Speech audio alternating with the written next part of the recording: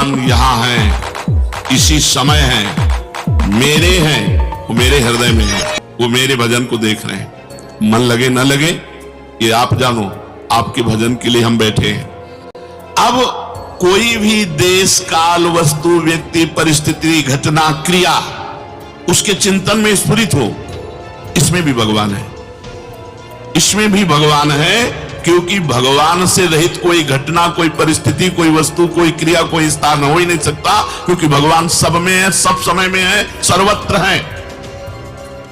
अब जब उनमें भगवान देखोगे तो विक्षेप नाम की चीज नहीं रह जाएगी। ऐसी भावना करके बैठो, पूरा का पूरा समय आपका दिव्य भजन माना जाएगा। इसको बात समझ लो।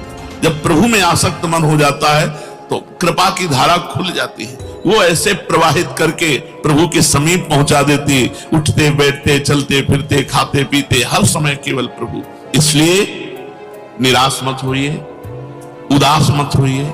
यदि विषय आकर्षण हो रहा है तो धैर्य रखिए, भजन की कमी है। मन चंचल हो रहा है, धैर्य रखिए, इसका फल मिलेगा आपको। चंचल मन सहित भजन करने पर भी भगवान की कृपा आपको वैसे ही प्राप्त होगी जैसे एकाग्र मन से करने वाले। जैसे 500 का लेबर लाए, 8 घंटे काम करवाए तो 500 दिए, और 1 को काम न करवाए तो 500 देना ही पड़ेगा।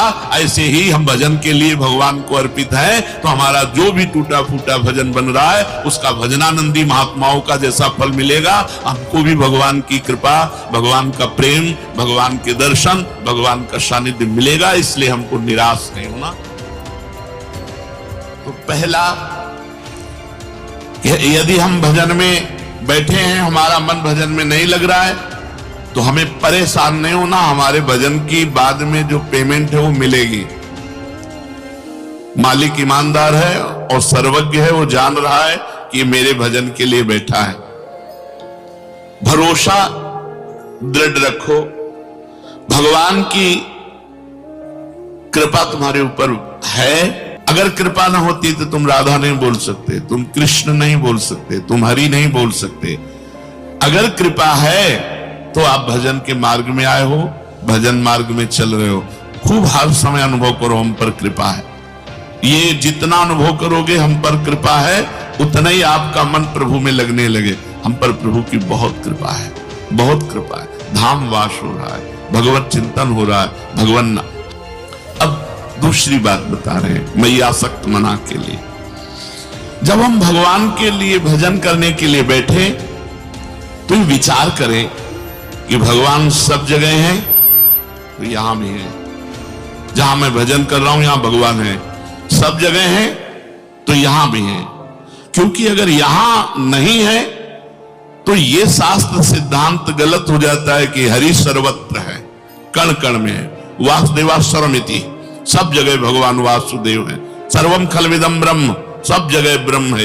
ईशावास्यविदम सर्वम यत् किंचे जगत्याम जगत, कोई कण नहीं जहां ईश्वर न हो, ऐसा उपनिषद कहते हैं। तो जहां मैं बैठा हूं भजन कर रहा हूं, मेरे भगवान यही हैं, सर्वत्र हैं तो यहां भी हैं। जब भजन करने के लिए बैठे तो ये विचार करें, भगवान सब समय में है तो इस समय में भी है, यहां है, इसी समय है। अगर इस समय नहीं तो भगवान सब समय में है, ये कहना नहीं बनता।